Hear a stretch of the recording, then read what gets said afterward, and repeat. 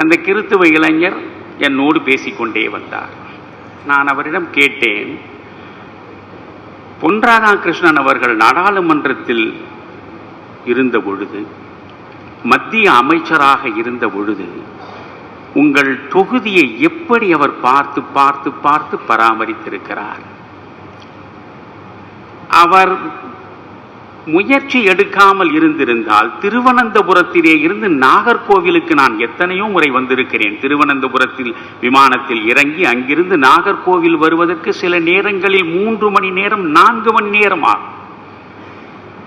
ஆனால் எவ்வளவு விரைவாக திருவனந்தபுரத்திலே இருந்து 1 மணி நேரத்திற்குள் நாகர்கோவிலுக்கு வருகிறார் போல் அகன்ற சாலைகள், பாலங்கள், பார்க்குமிடமெங்கும் அந்த நாகர்கோவிலையே வளர்ச்சியுற்ற ஒரு மிகப்பெரிய நகரமாக தன்னுடைய பதவி காலத்தில் மாற்றி காட்டிய மனிதனுக்கு நீங்கள் காட்டிய நன்றி இதுதானா என்று கேட்டேன். நன்றி இதுதானா? அந்த இளைஞர் சொன்னார்,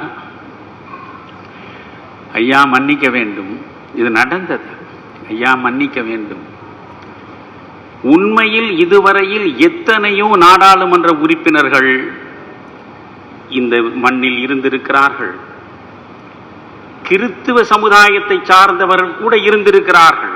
நான் பெயர் சொல்ல விரும்பவில்லை. ஆனால் எவரும் சாதிக்காததை இந்த பொன் ராதாகிருஷ்ணன் தன் நாடாளுமன்ற பதவியை ஏற்றபோது சாதித்தது உண்மை. ஆனால் என்னையா செய்வது? சபை கூடி நாங்கள் முடிவெடுத்தோம், இவருக்கு வாக்களிக்க கூடாது. சபை கூடி முடிவெடுத்தது இவருக்கு வாக்களிக்க கூடாது என்றால் இந்த தேசம் எங்கே போகிறது? எங்கே போகிறது? நல்லவனை இனம் காணுவதற்கு கூட உங்களுக்கு மதம் தடையாக இருக்கும் என்றால் உண்மையில் நான் வருத்தப்படுகிறேன்.